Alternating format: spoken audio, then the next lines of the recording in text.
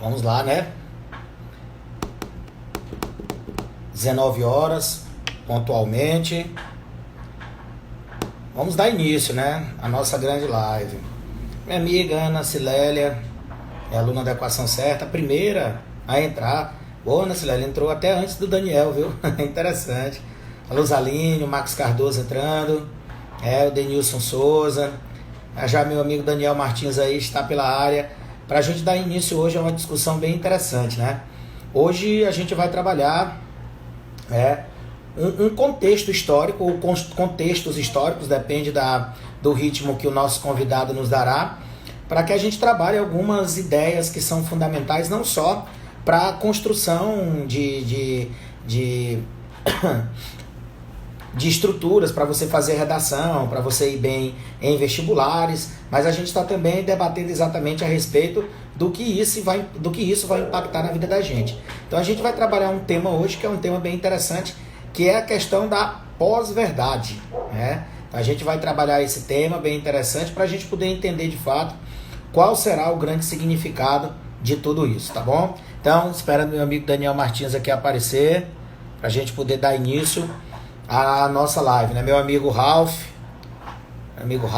rapaz, Ralph, seu Benfica hoje pisou na bola, hein?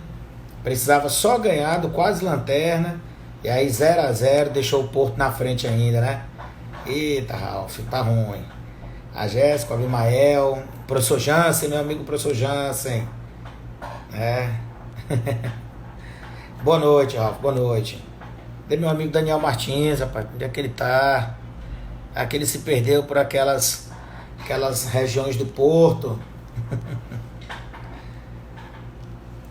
E aí, como é que tá esse período de pandemia aí pra você, essa quarentena? Quarentena que já tá com mais de 70 dias, né? Jogo decepcionante. Eu assisti uma parte, Ralf. Terminei minhas aulas, aí fui descansar um pouco durante a tarde. Aí tava passando exatamente na hora, Benfica e Tondela, né? Rapaz, e foi simplesmente horrível. Vamos lá, Daniel. Entre aí, muito bem. Visualizar. Tô aqui chamando meu amigo Daniel Martins, tá aguardando para ele entrar. Lá vai. Opa, tá conectado, olha. Beleza? Eu tava lhe ouvindo chegou. aí, falando de Benfica e Tondela. Tava o Ralf entrou aí minha amiga Keliane de Zete Esperantina. Tava falando aí com o Ralf tava empolgado, Benfica, o Porto empatou perdeu ontem, né? Pois não e é, aí era rapaz, só perder com o Famalicão aqui, que é próximo. Pois aí era só o Benfica ganhar, o Ralf se decepcionou. Que vai assim mesmo. O Sport tá chegando. O Sport tava ganhando o jogo até ainda agora. Mas, meu amigo Daniel, rapaz, temos aqui a entrada de muita gente já, muita gente participando. Coisa boa, rapaz. Acho que é a primeira vez que a gente faz, pelo Ouve Essa História. É a primeira, Cara, acho que é a segunda, né? É a segunda. Eu tô emocionado, não vou mentir pra ti não. Eu tô emocionado, né? As lágrimas podem começar a escorrer aqui, porque é algo assim que simplesmente permitirem, né, que a gente faça a nossa live pelo nosso Não, canal. vai dar certo. Ó, Pelo o nosso IG. Abimael aí, rapaz. O Abimael, você lembra do Abimael, Alisson? Foi um dos primeiros que entraram na live, eu já falei com ele. Abimael do Pará, mais conhecido como Garoto Adidas, viu? Não. Você pode ver que ele... Eu não sei como é que ele tá hoje, mas ele só andava com a jaqueta da Adidas. Quando não era uma preta, era uma vermelha. Patrocínio. O homem é nível Messi, Zidane, Beckham. O homem é um espetáculo, né? Olha, meu amigo Ralf, o Roger já tá por aí, o Ralf. O Eduardo Moita, nosso amigo, a Poliana. Coisa boa, a Poli também, que divulga a gente, Kelly. Cadê a Kelly? Tá aí já? Sempre aqui. Já chegou faz hora. Minha prima, Sionara, presente. Né? Meu amigo Roger Fran já está presente, já. Olha, o Ralf disse que está 2-2. O jogo do esporte tá ligado aí, né? Tá 2-2, perfeito. William, todo mundo presente. Meu amigo Paulo Brito chegando aí. Então, pessoal, a gente vai fazer uma apresentação hoje, né? Daniel, hoje a gente tem mais um convidado, a gente vai trabalhar exatamente com essa ideia de sempre ter convidados junto conosco, até para fazer com que esses nossos convidados abrilhantem essas temáticas que nós estamos trabalhando, né? E hoje a gente vai ter o professor Roger Franco, né? Professor Roger Franco, mais conhecido como Roger. Na redação hoje já? Mais ou menos, eu tô com medo de não encaixar a cabeça dele nesse celular aqui, mas tudo bem. Vai dar certo. Meu amigo Daniel, rapaz, como é que tá essa questão da reabertura aí? Já deu um mês de reabertura? Já completou exatamente um mês hoje. Completamos um mês hoje. Logicamente que a gente sente que a coisa ainda precisa fluir mais, mas graças a Deus, aqui onde nós estamos, no norte de Portugal, no Porto, a coisa está tranquila, estamos sem nenhum caso há mais de uma semana. Em Lisboa, esse período que antecedeu, eles deram uma pequena acochada e vão reabrir algumas lojas só dia 15 de junho. Em virtude de ter tido um crescimento ali de 0,99%, não chegou nem a 1%. Mas eles estão muito relutantes em não quebrar o que foi o sucesso de Portugal. Então, em Lisboa, algumas atividades só irão reabrir dia 15 de junho. Mesmo assim, hoje, nós tivemos o menor número de mortos desde que começou a pandemia, que foram 8. Então, foi o menor número, né, desde que começou. Então, assim, a gente acredita que a coisa agora vai fluir. Você vê muitos países da Europa. A Nova Zelândia hoje decretou, né, basicamente o fim do Covid. Foram 1.000 e poucos casos, menos de 200 mortes. E a gente torce para que isso possa chegar ao Brasil, né? Que essa situação possa chegar ao mundo inteiro, lógico, ninguém deseja mal, mas a gente deseja ao Brasil porque a gente começa já a sentir os efeitos da economia, né? Fora que estamos vivendo um período muito complicado dessa polarização, essa situação aí, ela acaba por complicar mais ainda a situação do Brasil, que afasta os investidores, assusta um pouco o mundo, né? Quem não é brasileiro, às vezes não entende muito essa situação. Alguns colegas aqui de Portugal me ligam perguntando o que é que está acontecendo, me explica o que é isso, e às vezes é até difícil a gente passar algum tipo de explicação, De cenário, porque né? às vezes é algo que é da nossa realidade. Parece que para a gente entender um pouco do Brasil é preciso ser daí, é preciso viver aí. Então é muito complicado, né? Até porque a gente vive num país que tecnicamente é um continente, né? Se a gente fosse trabalhar com essa ideia. Então, essas são características diferentes. Por exemplo, a gente teve ontem no Brasil 1.300 e quase 1.350 mortes, foi o recorde. Mas a gente tem, por exemplo, Santa Catarina, que já está com mais de 20 dias que não apresenta nenhuma morte. Então, são acontecimentos que vão ocorrendo e que isso provoca ainda mais o choque, né, ideológico. Por quê?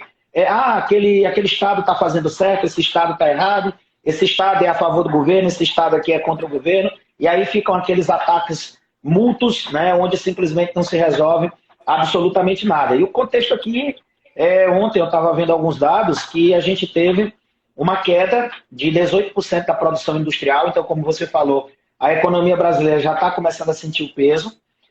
Por conta disso, alguns estados já estão começando a promover o processo de reabertura. Hoje também eu vi que a partir de amanhã, no Rio de Janeiro, nós já teremos camelôs, que já começarão as suas atividades ali pelo Rio de Janeiro. E aí, progressivamente, São Paulo tinha dito que as aulas iam voltar em julho, mas aí recuou, já não tem-se mais uma certa ideia de quando as aulas poderão retornar em São Paulo. Ou seja, o planejamento ainda está totalmente confuso aqui no Brasil. E esse planejamento difuso, onde o governo federal vai para um lado, estados e municípios vai para outro, é o que vai complicando a situação. E além de nós termos essa ideia da polarização ideológica, né? Tivemos no domingo passado um choque gigantesco lá em São Paulo, onde dois grandes grupos, né? Um chamado de antifas e o outro que foi chamado de fascista, simplesmente entraram em choque e aí a gente teve um problema grave. Isso agudizou ainda mais as relações sociais aqui. Então, e detalhe, né? Como o histórico está lembrando, o nosso ministro da Saúde, ele não entende nada de saúde, tecnicamente, porque ele não é do ramo, né? Tinha que ser, como todo mundo solicita, alguém técnico da área. Estamos agora com um ministro tampão, à espera de um ministro, de fato, para a pasta, mas que até agora a gente não tem. Ou seja, no meio da pandemia, de fato, o Brasil está sem um ministro da Saúde. Não tem alinhamento, não tem estratégia, como o Eduardo Moita está dizendo aqui de forma bem simples, e a falta de alinhamento entre estados, municípios e federação, e a falta de estratégia que está complicando diversamente toda a situação. Esse é o grande problema, Alisson, porque o que acontece? Dentro dessas circunstâncias, cada cidadão passa a querer agir por si, por conta própria, e isso pode gerar um problema grave. Porque o que eu tenho observado aqui, analisado essa questão do Covid, e o Brasil é um país de dimensões continentais, e acredito que Santa Catarina tenha conseguido atuar aqui, que eles chamam na quebra das linhas de transmissão. Então, aqui em Portugal, por exemplo, em Lisboa, eles descobriram o que fez crescer menos de 1% e estão atuando para quebrar essas linhas de transmissão, ou seja, quer tratar aquelas pessoas que estão transmitindo, fazer ali uma espécie de cerca e evitar que haja disseminação. Mas no Brasil, a minha preocupação é justamente isso, porque não houve um confinamento, de certa forma, feito de maneira coerente, justamente por essa desunião, por essa convergência, né, de interesses. E isso agora, nesse retorno, talvez com um confinamento não bem feito, possa gerar um grave problema. Porque ainda há a discussão de uma nova fase de Covid, de um novo retorno, igual foi lá com a gripe espanhola. E No outono, né, que eu estava ouvindo. isso pode gerar um problema mais drástico, que é ter que voltar ao confinamento depois de um desconfinamento. Isso seria o fim, né? Então é algo muito, muito preocupante, realmente. Daniel, como você falou aí na gripe espanhola, né, os dados da gripe espanhola aqui para nós é de que entre 35 e 50 mil pessoas morreram no surto da gripe espanhola durante o período da pandemia, né? Aqui no Brasil a gente já está chegando no número mínimo.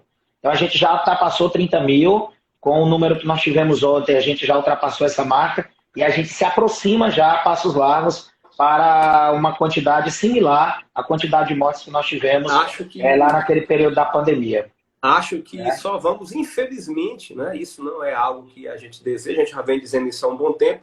Acho que a gente só vai perder, infelizmente, para os Estados Unidos, que, coincidentemente, até para a gente já poder aí começar a esquentar os motores para chamar o nosso amigo Roger, se observa justamente uma situação também inusitada, não é? Os Estados Unidos hoje é o país que tem o pior número, né, de casos e de mortes em relação ao Covid, tem também um presidente de características autoritárias. Logicamente que os Estados Unidos, no nosso Piauiês, tem panos para manga, ou seja, tem dinheiro, tem recurso, diferentemente do nosso, né? E muitas das vezes a gente vê o nosso presidente querendo imitar o Trump, uma espécie de Trump tupiniquim. Mas vamos sair da Seara Brasil, até para não ficar focado nessa questão política, as pessoas acharem que nós aqui somos comunistas, fascistas. Na verdade, o que a gente deve pregar hoje é uma ideia de harmonia e até uma terceira via, porque eu acho que o que hoje está no Brasil, que é você achar a cor vermelha feia, e aí você ser Bolsonaro, ou se falar que a cloroquina não é legal e você ser petista, eu acho que lá nos Estados Unidos, como é que está, Alisson? Para a gente poder até deixar essa questão da discussão do autoritarismo, do pós-verdade, como você enxerga, de forma aí rápida, porque eu vou ter que sair para deixar nosso amigo Roger adentrar, essa questão do racismo dos Estados Unidos. Eu vi hoje, por exemplo, uma pessoa postar em um Instagram algo assim meio que esdrúxulo. Ele justificou que brancos matam mais do que negros. Mas a questão não é branco matar mais do que negro. A questão é se alguém está morrendo vítima de racismo. Então é um negócio complicado. Vamos apimentar mais aí nosso tema para que o nosso amigo Rocha possa entrar. Pois é, tivemos problemas nos Estados Unidos. A gente já está entrando pelo 10º dia de protestos e a gente percebe que inicialmente foi uma população negra americana que protestou contra a morte do George, mas aí depois o mundo simplesmente parou para ver essa situação.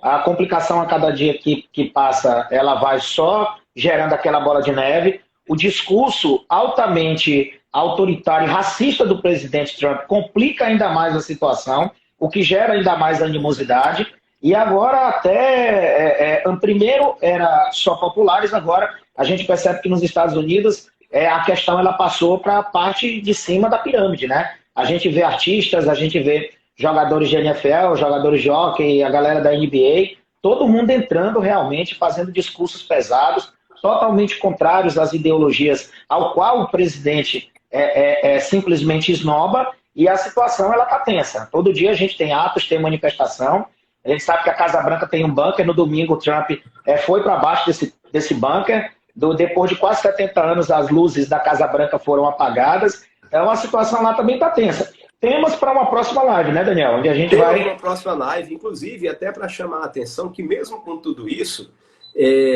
Alisson, mesmo com essa situação, manifestações, numa eleição, ainda hoje o Trump seria vitorioso porque não existe um candidato adversário e também porque o sistema eleitoral, que é algo até para a gente discutir numa live, é totalmente diferente do nosso sistema. Muitas das vezes ele pode ter maiorias em determinados locais, mas o que conta não é isso, é o voto distrital. Então é algo muito complexo, né? Você verificar isso. Aqui na Europa, que há uma rivalidade muito grande com os Estados Unidos, principalmente pelo fato dos Estados Unidos terem agora basicamente saído da OMS, há uma crítica muito grande a esse estilo de Trump e ao estilo do presidente Bolsonaro. Então é uma situação grave, como o Ralf colocou, é uma coisa antiga, né? Essa questão ligada aí vamos dizer assim, a questão racial nos Estados Unidos é bem pior que o Brasil. Logicamente que lá o racismo é declarado, diferente do Brasil, que ele é velado, mas é uma situação grave. Tem algumas perguntas aí, não sei se dá para responder.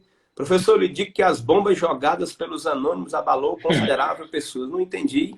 Me ajude aí, É o nude do Trump.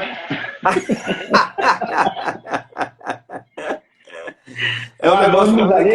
Rapaz, bicho, que brincadeira aquele dali, viu? Mas vamos passar, vamos chamar o Roger. Vamos chamar o Roger. Então a gente já... Eu vou deixar aí, meu amigo Alisson, uma pergunta para o Roger, que eu quero que ele possa responder depois que bater o papo com você. Meu amigo Roger, em primeiro lugar, saudades suas, tá?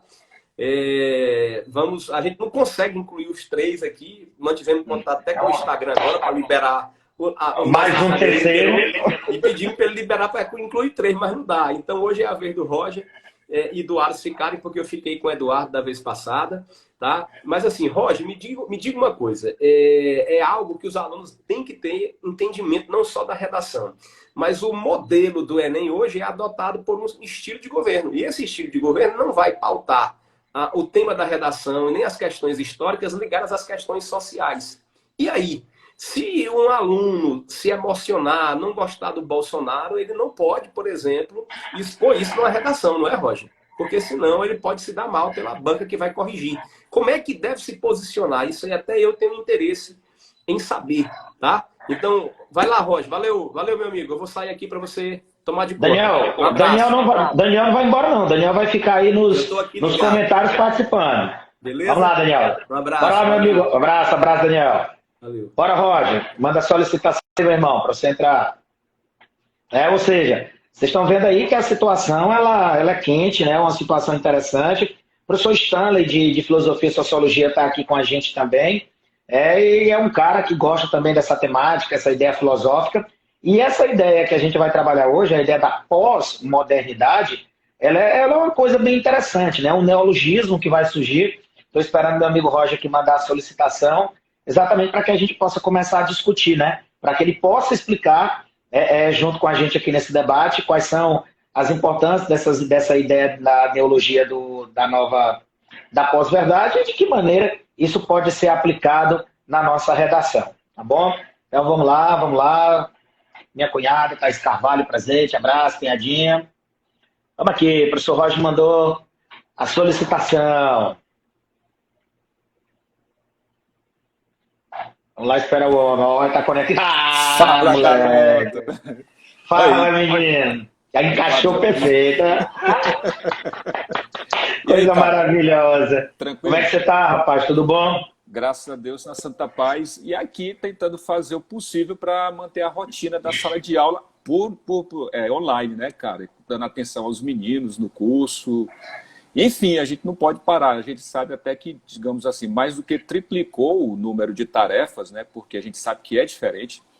Inclusive, eu falando ontem com um colega nosso, ele disse, Roger, realmente nos pegou de surpresa, não é como a gente imaginava que fosse fácil, tudo. Então, a gente está se adaptando a uma nova situação.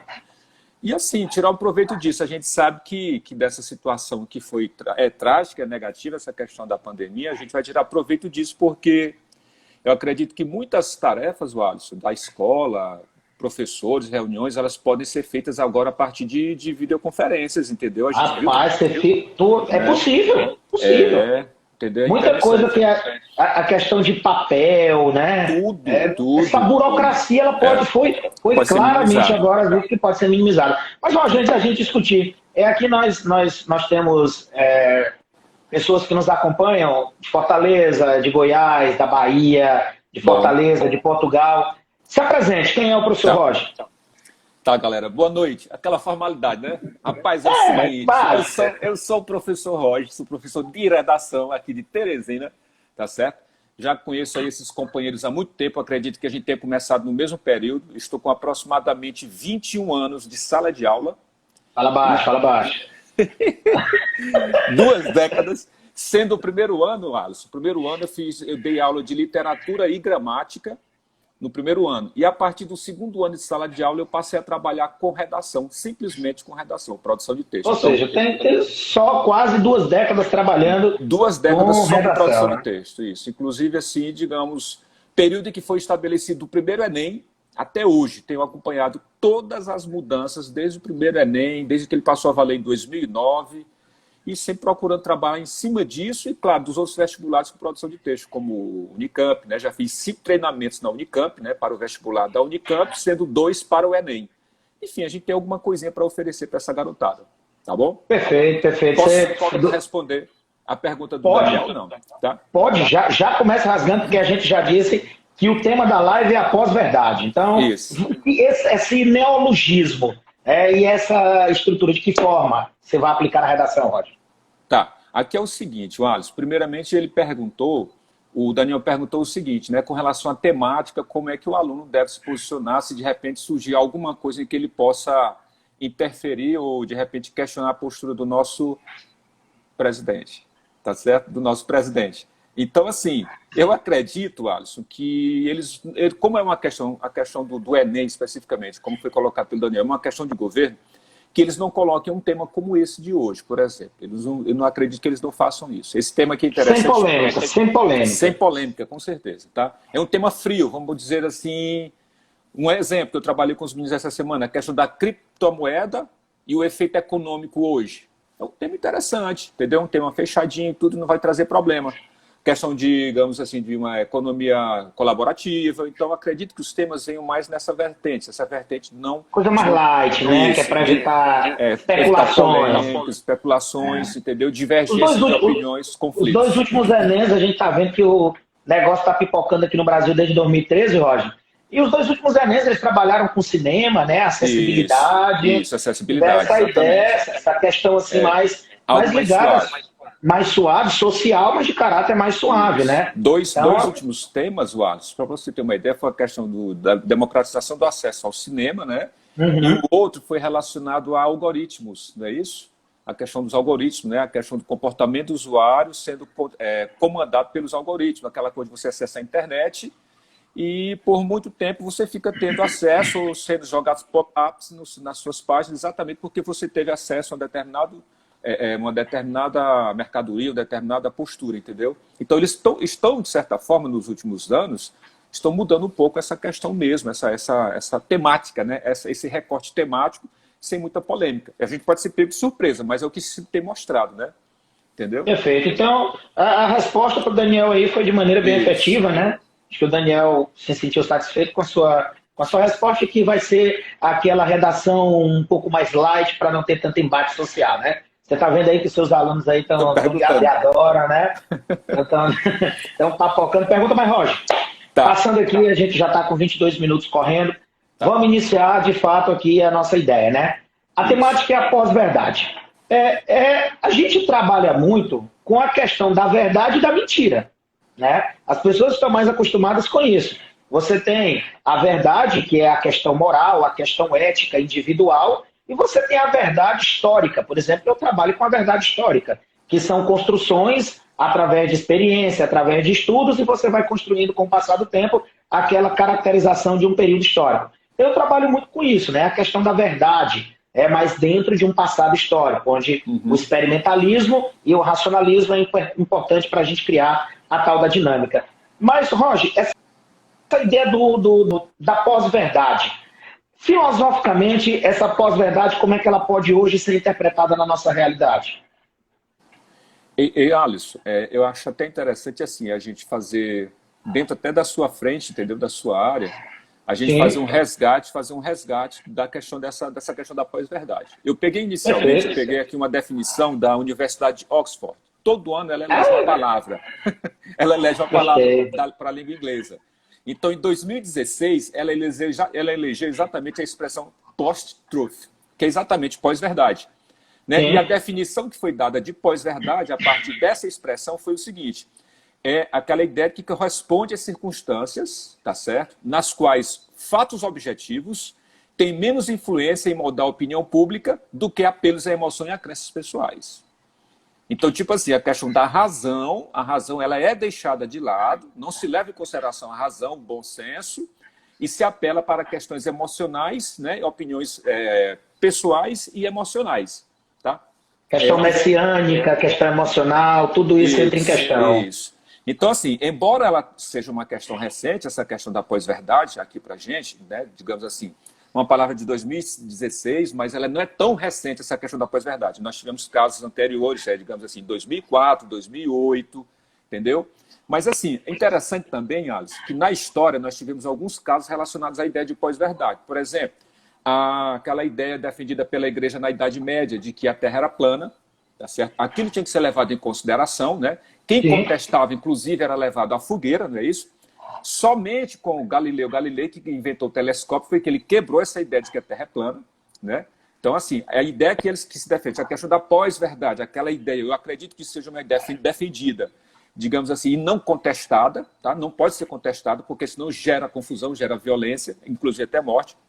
Um outro caso interessante na história, para a gente trazer para o contexto atual, a ideia dos reis absolutistas, tá certo? Tudo que eles defendiam era a verdade, tá certo? Não existia contestação, tudo dentro daquela história do chamado direito divino do rei. Isso, direito divino do rei, entendeu? Então, assim, se fosse uma questão científica e ele fosse contra, a palavra dele era a que valia, tá certo? Ou seja, estava indo tudo muito bem até chegar a burguesia. Pronto. Aí a burguesia chegou, papocou, destruiu tudo e aí mudou toda a questão. Mas os exemplos que você deu foi perfeito, eu acho perfeito. São uns dois casos que eu acho interessante também. Hitler com o nazismo, tá certo? Tá bom? Então, assim, foi uma questão que ele conseguiu realmente, a partir daquela ideologia dele, de raça ariana, de que todos fossem contra, realmente fossem colocados à parte, né? Isso, fossem colocados à parte. Então, assim, a gente tem casos, né? Aí, nessa cronologia que eu fiz, a gente tem alguns casos que estão relacionados a essa ideia de pós-verdade. A esse conceito, não é isso? Fatos objetivos não são levados em consideração, apela-se para a questão emocional e pessoal, tá? As crenças pessoais, não é isso?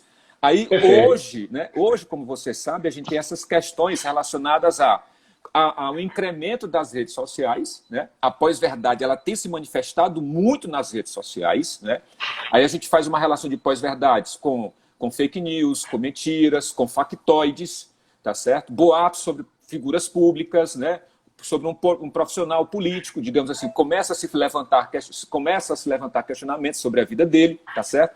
Por conta disso, dessas mentiras, desses factoides, é que a gente traz a partir disso, né? Dessa chamada pós-verdade, a gente traz para a ideia de polarização. A pós-verdade é exatamente um incremento para a polarização. Por você, digamos assim, replicar várias notícias, várias ideias sobre uma determinada pessoa, sobre uma determinada situação, aquilo acaba polarizando as opiniões das pessoas. Mas não é uma polarização no sentido de discussão, de debate. Tá certo? É uma polarização no sentido de você não aceitar a opinião do próximo. Tá certo? O negacionismo. O negacionismo. Consequentemente, essa polarização ela vai trazer o quê? Ela vai trazer conflitos. As pessoas passam não mais a discutir sobre um determinado assunto. Elas passam digamos assim, a se digladiar mesmo, entendeu? Passam a entrar em confronto inclusive físico, né? E isso é o que está acontecendo exatamente agora na política. Agora não, vamos dizer um exemplo. 2014, que foi o que aconteceu? Nós tivemos lá os chamados coxinhas e petralhas. Correto? Nós tivemos exatamente uma polarização. Ou você é coxinha ou você é petralha. Independente de qual aliás, dependendo do que eu fale, eu serei encaixado digamos assim, na postura de ser um coxinha ou de ser um petralha. Então, aí é aquela velha história da polarização, ou seja, não se abre espaço mais para o debate. A polarização, ela fecha, né? Ela acaba fechando, digamos assim, a discussão, ou você aceita a minha opinião, ou você é do contra, e aí nós vamos ter embate. Digamos assim, não apenas uma discussão política, né? Um outro caso, né, você lembra lá da questão da Dilma e do Aécio, né? Exatamente, foram as duas figuras daquele período, né? Daquela situação. Ou seja, eu vejo que essa questão da polarização política, Infelizmente, ela não é interessante para nós da maneira como ela está sendo construída. Diferente dos Estados Unidos, professor Alisson. Nos Estados Unidos, nós temos republicanos e democratas, beleza? Sim. Só que lá nós temos, de certa forma, uma democracia mais sólida, se comparada à nossa. Então, isso viabiliza essa polarização política entre republicanos e democratas. Lá eles possuem uma visão política mais madura se comparada ao do nosso povo, tá certo? Existe também até porque lá eles lutaram pela independência, né? Claro. Eles lutaram pela construção de um país, e essa luta pela construção de um país, ela vai criando uma identidade. Essa identidade não é apenas uma identidade de ser norte-americano, é uma identidade de construir a nação onde você vai morar. E, obviamente, né, essa ideia da construção é que é o grande ponto para que essa recorrência que eu falo dessa polarização seja possível. Que existe também se não me falha a memória, na Inglaterra, que existe uma polarização. Se não me engano, é na Inglaterra que existem os trabalhistas, né, a ala dos trabalhistas. Inicialmente você tinha liberais e conservadores, né? Isso, exatamente. Hoje tu já tem mais trabalhistas e conservadores. Então, trabalhistas e conservadores. Nesses países onde as quedas dessas pós-verdades que você mencionou aí, por exemplo, na Inglaterra, a gente teve uma Revolução Gloriosa. Nos Estados Unidos, a gente teve um movimento muito poderoso para a libertação da Inglaterra. E partindo de preceitos racionais como o iluminismo, eles foram criando as suas identidades. Essa polarização, óbvio, ela vai acontecer, porque as identidades elas vão se construindo. E, obviamente, que o discurso democrático ele gera choque político. Isso é inevitável, né? Dessa situação. Só que a questão que a gente pode ver durante o período da história, Roger, é que essa questão da verdade, a gente indo aqui para Foucault, pegando um pouquinho de Foucault. O que é que o Foucault diz? Que a verdade ela não pode ser institucionalizada, certo? Ou seja, ninguém pode ser dono da verdade. Ou seja, se o governo quer simplesmente criar uma verdade, a partir daquele momento ele pode manipulá-la. Então a verdade ela tem que partir espontaneamente. Então, para onde você vai vendo essa ideia, a gente vai vendo variações. A Ana Silene está fazendo uma pergunta aqui, Roger, onde ela diz assim, professor, mas eu poderia dizer que quando se recorre a esse lado emocional, eu posso ter uma alienação ou um atrofiamento do senso crítico social?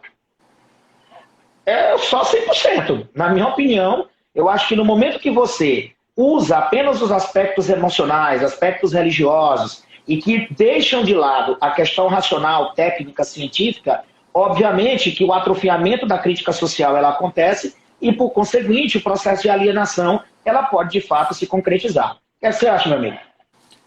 Alisson, é plenamente aceitável a sua postura. Eu acredito, nós estamos falando aqui de polarização política, né? Pós-verdade, polarização política. Não há necessidade, inclusive, de nós assumirmos aqui nenhum partidarismo, mas a gente não pode também deixar de falar que essa questão de apelo emocional, né, isso, de discurso emotivo, digamos assim, com certeza que isso interfere e muito no poder de criticidade do nosso povo. Principalmente hoje no Brasil, nós estamos passando por essa situação. Por lado A ou por lado B, mas infelizmente nós estamos passando por isso. Esse processo tem feito com que as pessoas não deem espaço para discutir sobre o assunto e, consequentemente, o que é colocado, o que é imposto, deve ser aceito. Ou por um lado ou por outro lado. Eu não acredito que seja dessa forma. Eu acredito que se deve abrir espaço para o diálogo, sim. Deve-se abrir espaço para o debate. Isso, inclusive, não abrir espaço para o diálogo, para o debate, isso aí é grave, inclusive, para o nosso processo democrático, tá certo? Que infelizmente, está sendo colocado em questionamento hoje, entendeu? Então, não é interessante para a gente, como país democrático, não abrir espaço para a discussão. Infelizmente, eu vejo como um retrocesso, isso não é interessante, nós temos uma juventude aí que está imersa nessa situação, muitos, infelizmente, também não abrem espaço para o diálogo, trocar informações, abrir espaço para o diálogo não é necessariamente mudar de posicionamento, é entender o que o outro pensa também e, consequentemente, ter uma postura mais sólida quanto à sua opinião sobre qualquer assunto, inclusive sobre política. Tá? Perfeito, perfeito. Então, a gente está vendo, se você olhar aí os comentários, olha a quantidade de pessoas que estão falando exatamente sobre essa questão. Cara, o professor Stanley aqui está falando sobre a ideia do ceticismo, que é sempre bom para a gente poder ter uma racionalidade um pouco mais prática sobre a situação. Falamos aqui da polarização. O Ralph está dizendo que a Espanha é um dos países mais descentralizados e essa excessiva descentralização gera polarização. A gente pode perceber isso, que a Espanha ela foi constituída de 4 grandes reinos, né, com características e estruturas diferentes. Não é à toa que as ideias de separatismo no território espanhol até hoje são gigantescas. Deixa eu ver outra coisa aqui que disseram aqui, Roger. O pior é ver, o Marcelo aqui, né? O pior é ver que pessoas esclarecidas, mas que são tão apaixonadas que não aceitam os erros. Não necessariamente, mas a gente precisa direcionar apenas para a figura que está no poder, mas expressivamente para uma ótica social. Por exemplo, você está tendo, a gente está vendo todo o problema que nós temos lá nos Estados Unidos, e esse problema que a gente tem nos Estados Unidos, que é o racismo, como o Daniel propriamente falou, lá é muito mais escancarado do que aqui no Brasil. Exatamente por quê? Porque aqui no Brasil a gente tenta esconder, né? A gente tenta esconder essa ideia. E, Roger, nos últimos dias, a quantidade de pessoas que estão fazendo lives no Instagram para querer explicar situações de racismo, né? Querendo dizer que o Brasil não tem racismo estrutural, dizendo que o racismo aqui ele é de mão dupla, ou seja, algumas barbaridades que a gente está, infelizmente, conseguindo ver aqui pelos meios sociais e que, como você disse, tornam-se pós-verdades. Muitas pessoas gostam do que ouvem, até porque têm ideias semelhantes, e tem medo de expor exatamente pela repercussão que pode haver, mas quando você vê uma pessoa que tem muitos seguidores nas redes sociais, né, que consegue ter um impacto maior falando aquilo, você olha para você e diz, não, eu estou certo. Então eu estou perfeito, eu estou correto dentro da minha perspectiva. E isso é algo que pode realmente deixar um vácuo, pode deixar muito problema com relação à criticidade social. Roger, já que a gente está falando com relação o nosso público, a gente estava dando uma olhada, eu e o Daniel hoje, a gente estava dando uma olhada no nosso Instagram e vendo quais eram, né, as pessoas que mais movimentavam, aquelas curtidas, né? A gente estava dando uma análise sobre o nosso trabalho dentro do Ouve Essa História, né? E aí a gente percebeu que a maior parte do nosso público são pessoas com entre 17 e 44 anos. Certo? Então, a boa parte, quase 80% do nosso público insere-se aqui. Entre 17 e 44 anos. Ou seja, você pega adolescentes que estão em processo de maturação, né, que veem na internet, que veem nas redes sociais, que veem nos órgãos noticiosos, várias informações que, pela pouca experiência que eles têm, é muito complicado de se filtrar. Da mesma forma que nós já temos pessoas mais maduras, mais experientes, mais vividas e que conseguem discernir. Então, o mundo hoje, como diz Bauman, é um mundo muito líquido. Né? É um mundo simplesmente onde você não consegue fixar o que de fato vai acontecer. Então, essa ideia que a gente está trabalhando aqui, que é mostrar que essas novas ideias da pós-verdade estão surgindo, ela simplesmente cria uma situação, mas imediatamente a criação dessa situação pode gerar um problema. E de que fato essa complicação ela pode inferir na nossa sociedade, Roger? Cara, eu vejo assim, né? Resgatando aí, tá até procurando aqui uma pergunta que me fizeram, eu perdi o teu último raciocínio, mas vamos lá. Eu acredito assim, que essa questão, ela passa, para mim, ela interfere de maneira muito negativa, porque as pessoas passam a se fechar cada vez mais só no posicionamento. Vocês citaram aí 2 exemplos, né? Eu estava vendo vocês conversando no início, você retomou agora a questão do racismo nos Estados Unidos e a questão do racismo no Brasil, tá? Pegar esses 2 pontos. Nós sabemos que nos Estados Unidos o racismo ele é declarado, como disse o Daniel, a gente sabe que ele é declarado, ele é visível, inclusive assim, até pela região em que a maioria negra mora e tudo, entendeu? Digamos assim, que é no sul do país, né?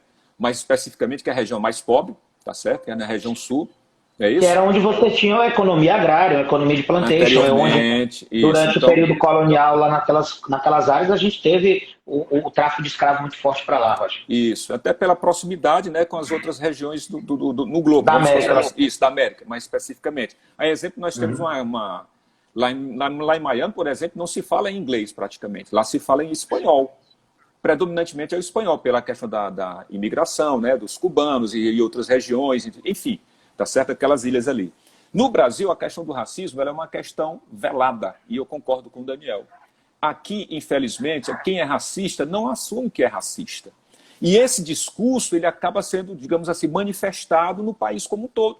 Tá certo? não sou racista, e esse comportamento é o que se aceita. Por exemplo, a gente tem uma lei há mais de 30 anos que combate, que é, digamos assim, uma lei para punir quem é racista, para prender, é inafiançável e imprescritível. O senhor sabe me dizer algum caso de pessoa que foi presa no Brasil por racismo? Eu não estou falando por injúria, eu estou falando de racismo. Não, por racismo. Injúria você pode, entendeu? Você pode prender. Mas é aquela velha história, não, eu não sou racista não, eu tenho até amigo negro. Pronto, esse modalizadorzinho bem aí, deixa clara a opinião da pessoa. Eu tenho, inclusive, amigo negro, eu tenho até amigo negro. Então, assim, as pessoas acabam se valendo desse discurso e ele, de certa forma, ele fica encobrindo determinados problemas, tá certo? Determinados problemas dentro da própria sociedade, tá bom? Eu vejo dessa forma. Mas, com certeza, o professor Stanley está fazendo uma declaração de aula dele aqui. O Stanley ele disse assim, ó, uma vez durante uma aula, um aluno se autodeclarou racista no meio do auditório. Estava falando sobre sociologia brasileira e me pegou em uma situação que realmente deixou aqui a gente de calça curta, mas tudo ocorreu bem, consegui contornar, né? Daniel está dizendo aqui que estão destruindo o conhecimento histórico com pesquisas, mestrados, doutorados de anos por um discurso de Facebook, Instagram e outras grandes redes sociais, né? Pois é. Deixa eu ver mais alguma coisa aqui. O Histórico está dizendo, né? Racismo à brasileira, né? Sempre querendo jogar para essa situação. Alisson. Oi, meu filho, diga. A questão é exatamente essa, né? Essa questão da pós-verdade, ela está fazendo com que tudo seja discutido na superficialidade.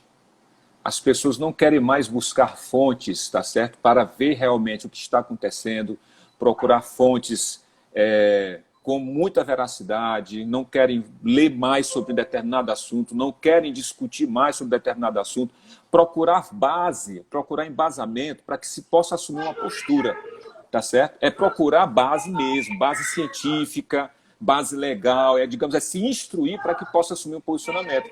E não simplesmente pegar uma notícia qualquer que seja, não saber de onde vem ou a veracidade, simplesmente porque ela foi replicada várias vezes. Já existe uma frase que diz assim, uma mentira contada 1000 vezes se torna uma verdade. É o que está acontecendo hoje.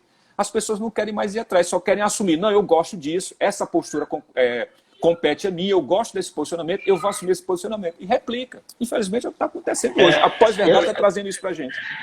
Eu vi uma chargezinha na internet, Roger, onde pegava aquela frase, né? Penso, logo existo. Né? Frasezinha básica que nós temos lá de DK. Sim. E aí, do ladozinho tinha assim, ó. Aí, tem do lado da charge, mais ou menos a outra interpretação dizendo assim, estou correto, então eu acredito. Certo? Ou seja, você tem a frase filosófica e você tem um discurso da pró-verdade. Ou seja, eu estou verdade, então eu acredito, independente do que você disser, aquela verdade que eu construí é a verdade que para mim vai valer a partir desse momento. Então, Roger, o meu amigo Fonseca aqui, ele está dizendo, né, que as ideologias também é outro motivo para a polarização política, onde o fanatismo só é aumentado por essa ideia da falta de criticidade. Com certeza, o fanatismo, ele gera isso. Por exemplo, você mencionou a questão lá do Hitler, que é um assunto que os meninos, digamos, têm um certo fascínio, porque realmente é muito, muito, muito complicado você entender como é que um cara que veio da base, uma pessoa do meio de uma classe média, conseguiu se transformar em um dos homens mais poderosos do mundo. Através de fake news, através de pós-verdades. Por exemplo, o Hitler, como você mencionou, ele criou uma ideologia na Alemanha a partir de um discurso, de uma oratória. Então, hoje, o que vale mais é o discurso. Se você conseguir discursar, se você conseguir ser forte e, através da emoção, você repassar o seu pensamento, você pode ter certeza que você vai conseguir adeptos. E o Hitler, ele usava muito dessa didática, né? Do discurso, da oratória, daquela palavra pontual, que ele sempre colocava no momento correto. E ele criou uma ideologia lá, que era uma ideologia da punhalada nas costas, onde ele dizia que a Alemanha perdeu a Primeira Guerra Mundial por um complô judaico-comunista. Então, por isso que esse complô judaico-comunista teria sido responsável pela destruição da Alemanha. Então, por isso que os judeus e por isso que os comunistas, eles simplesmente são os nossos inimigos. Não é à toa que a sociedade alemã, por causa desse discurso altamente apaixonado e altamente didático, porque não é algo que foi simplesmente... Ele didatizou toda essa estrutura, inclusive cria até um livro que é o Mein Kampf, para poder enfatizar essa ideia, baseou o arianismo lá na questão da eugenia, que é uma falsa biologia do século XIX, para ratificar a questão da raça branca pura, ou seja, é tudo muito didático, mas algo didático exatamente a partir do poder do conhecimento, de uma verdade que tenta desconstruir o que o Daniel falou, pesquisas, relatos históricos, doutorados, mestrados, e que simplesmente essas verdades que se tornam fonte de pesquisa, elas simplesmente vão provocando fanatismo, vão provocando polarização e faz com que parte da sociedade aceite sem nem mesmo pesquisar. Roger, a quantidade de fake news que nós temos no Brasil hoje é espetacular. É algo assim jamais visto na história. É absurda, é abissal a quantidade de informações que chegam na população. E os caras nem filtram, eles não vão pesquisar, eles apenas olham, veem, ou não saem e já saem caminhando. E aí daqui a pouco, meu amigo, a confusão já está. Professor, como eu coloquei para você, né, em alguns exemplos aí da história, né, que nós tivemos, né, a questão da pós-verdade, daquela coisa de um discurso, né, discurso que tem que ser aceito, ele tem que ser aceito. Se você não aceita, então você não faz parte, então você vai sofrer sua punição, sua penalidade. Né? Então, desde a Idade Média, como eu coloquei, até hoje. O que é que isso traz de negativo? Essa polarização, essa questão da pós-verdade e essa polarização política. Infelizmente, o que é que ela traz? Ela traz alienação de massa, ela traz alienação de grupos. Isso, infelizmente, aconteceu e tem acontecido no Brasil a partir disso, a partir dessa polarização, que é um efeito da pós-verdade na política. Nós temos uma massa alienada que, infelizmente, não quer discutir sobre política. Tá certo? Eu lembro lá do Bertolt Brecht, né, quando ele chama lá um textozinho dele de o analfabeto político. Ele não quer saber de política, ele não conhece política, ele tem raiva de que conhece política, ele não quer saber porque aumentou o preço do arroz, do feijão e tudo. Enfim, ele não quer discutir. Então, ele prefere, é muito mais cômodo para determinados grupos, muito mais cômodo pegar algo já pronto, se afeiçoar àquele discurso, do que ir atrás, de fato, de saber o que é que está acontecendo na política do país. Por que que hoje está esse cenário polarizado, extremista? É polarizado extremista hoje. Antigamente, nós tínhamos uma polarização, vamos dizer assim, mas ela era mais saudável. Dava para a gente entender, dava para a gente entrar na discussão. Década de 90, década de 2000. Só que hoje não, a coisa está extremista. Tá um assim e outro para cá. Ou seja, as pessoas não querem se aproximar para discutir. Isso não é bom. Isso promove alienação, isso promove conflitos, isso promove violência. E isso não é interessante para um país democrático como o nosso. É o que eu vejo em relação a isso. Não, você está perfeito. As declarações aí foram lindas. O Roneri, ele está dizendo o seguinte: Hitler só aparece dentro da ausência de instituições fortes e dos olhos tapados dos democratas. Roneri, não só Hitler. Vamos pegar o século XX e o início do século XXI. Todos esses grandes líderes que chegaram ao poder e fizeram estruturas autoritárias, esses caras eles só conseguiram chegar exatamente por quê? Porque as instituições democráticas ou elas estavam sendo brutalmente questionadas, ou o Estado, o cara que estava no poder, era um cara fraco, que não tinha habilidade, não tinha traquejo político. Você percebe hoje no Brasil, olha o que é que está acontecendo. A gente tem uma teoria lá do Barão de Montesquieu do Iluminismo, onde ele diz que um governo não pode ser autoritário, não pode ser absoluto. Nós temos que dividir os poderes eles têm que ser autônomos, mas ao mesmo tempo, para que o equilíbrio do Estado possa acontecer, eles devem intercalar um ao outro, eles devem se completar. Aqui no Brasil, o que é que você percebe? É o Legislativo sendo atacado pelo Executivo, que ataca também o Executivo quando necessário, o Executivo atacando o Judiciário, o Judiciário simplesmente querendo derrubar o Executivo, ou seja, a instabilidade de poderes, ou seja, é como eu disse numa aula que eu estava fazendo ontem. O Barão de Montesquieu criou a teoria e o Brasil está mostrando a prática, né, do que significa um desequilíbrio de Estado. Ou seja, a teoria do Barão de Montesquieu, ela na prática do Brasil, ela é clara, ela é limpa. Porque no momento que os poderes eles simplesmente batem entre si, o Estado simplesmente ele entra num caos. E esse caos do Estado é repassado para onde? Para o aspecto político, para o aspecto econômico e, infelizmente, para o aspecto social. E aí a polarização, como você diz, deixa de ser uma polarização saudável para se tornar uma polarização extremista, levando inclusive a agressões como nós tivemos no último final de semana no eixo Rio-São Paulo. Exatamente. Tem um comentário aqui do professor Daniel, ele colocou o seguinte, um historiador francês, né, Roger Chartier, né, coloca que o mundo está entre as práticas e as representações.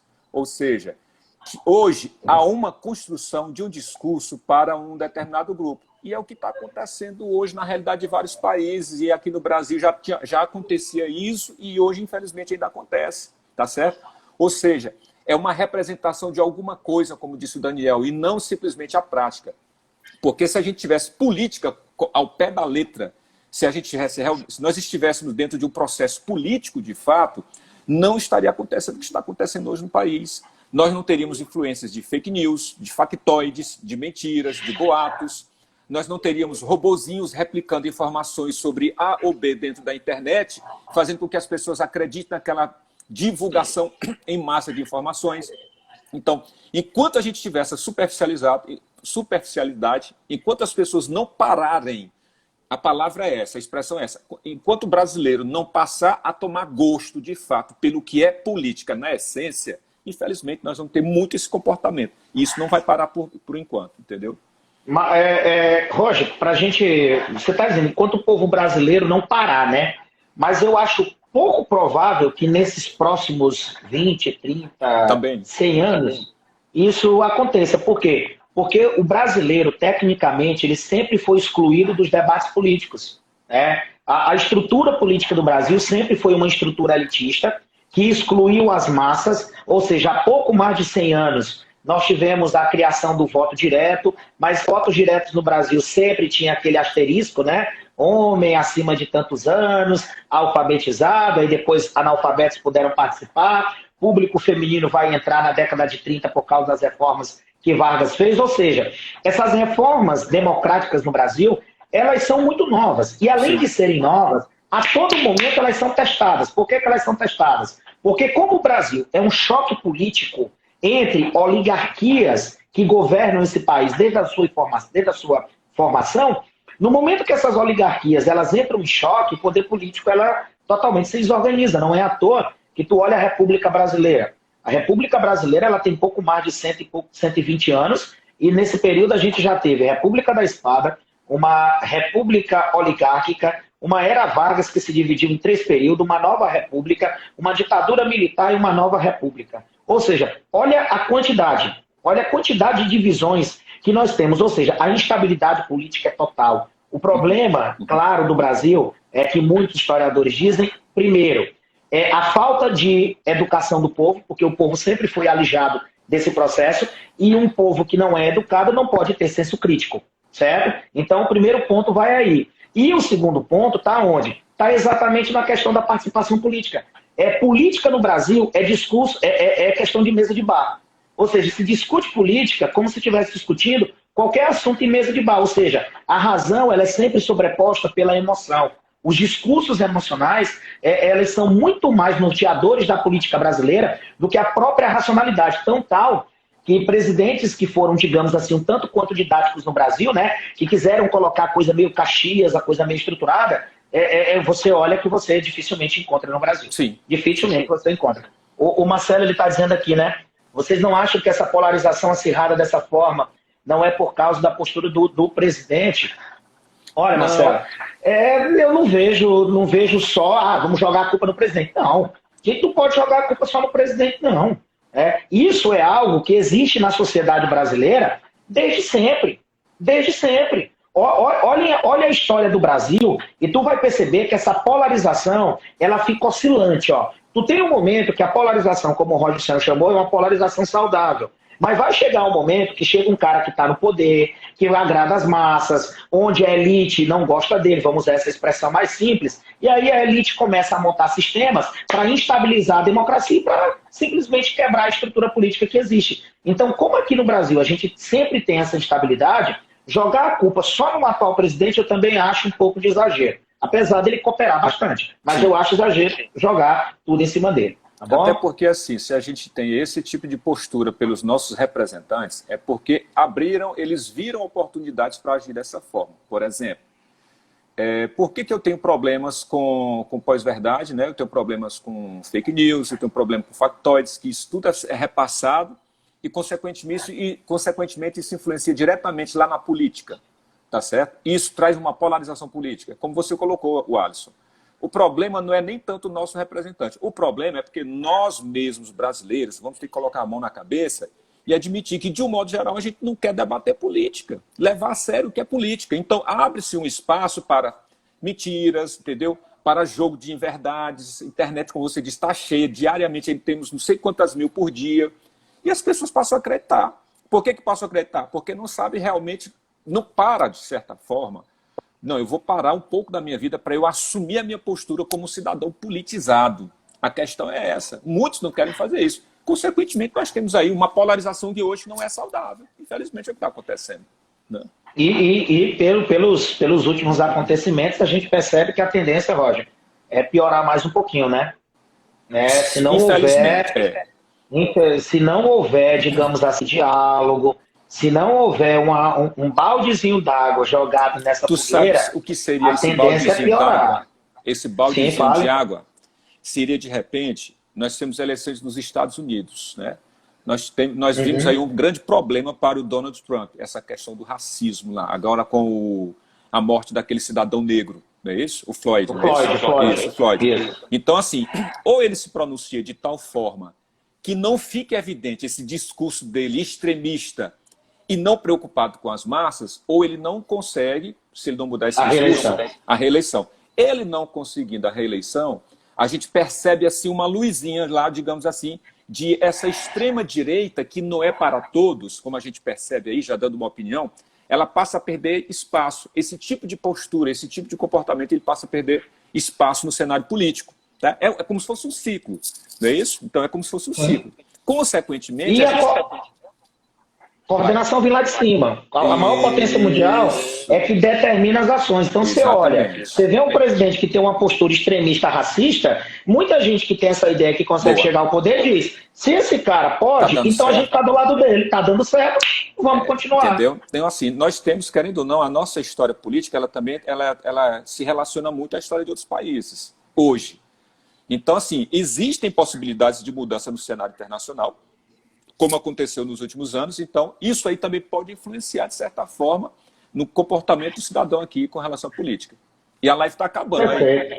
Perfeito, Roger. É uma discussão que a gente pode varar a noite aí, a madrugada, que ela não para, porque as paixões, elas se multiplicam. A gente tem que saber respeitar as opiniões de todos aqueles que estão assistindo. Então, Roger, queria agradecer, meu amigo, por essa participação que você teve aqui. Lhe agradeço bastante, né, as explicações, a participação de todos aqueles que participaram, que jogaram suas opiniões, tá? Então, eu só tenho a agradecer. Pode se despedir, meu amigo. Tá. Eu quero aqui agradecer especificamente a você, lógico, né, que me abriu esse espaço. Agradecer aí a participação do Daniel, que teve, de certa forma, deu um gancho muito bom para a nossa discussão inicial. Eu entrei logo no início da live de vocês. Fico muito feliz de repente, de alguma maneira, ter contribuído com uma análise aqui, a minha parte como professor de redação e tudo, que, de certa forma, eu tenho que estar acompanhando as atualidades. E achei, para mim, interessante essa questão de eu entrar nesse discurso exatamente como um representante, né, com uma hierarquia, com uma pessoa que é fantástica na área que é você, que é na história, entendeu? Então, não poderia ter sido melhor, de repente, eu trabalhar exatamente essa live diretamente com você, e vendo a participação aí do Daniel Martins também. Fico muito feliz e espero ter, de certa forma, contribuído de alguma maneira para os nossos aí, nossos ouvintes, seguidores. Instagramers. Pronto, tá certo? Então, muito obrigado, então, Roger, muito obrigado pelo apoio aqui e pela participação, cara. Cara, eu lhe agradeço. Você é uma das pessoas que eu convivo há mais de 2 décadas e sei... deixa pra lá, né? Você é muito benquisto em Teresina, não só pela pessoa que você é, mas pelo seu trabalho. E eu agradeço a sua participação. Não é à toa que hoje a gente teve uma das lives onde a quantidade de pessoas que participaram é uma das maiores. Então, a gente só tem a agradecer a você, agradecer ao nosso público, que já está ficando um público cativo, e a cada dia que passa a gente está conseguindo trazer mais pessoas para o nosso Instagram. E a gente agradece a sua participação e ter nos ajudado mais uma vez a fazer com que aqueles que estão aqui ouçam a nossa história. Ótimo. Então, Roger, muito obrigado, meu filho. Boa noite a todos. Para todos. Boa noite para todo mundo. Cara, tá? Fiquem com Valeu, Deus. valeu. Valeu, meus amigos. Quinta-feira tem mais. Tchau, tchau. Grande abraço. Tchau.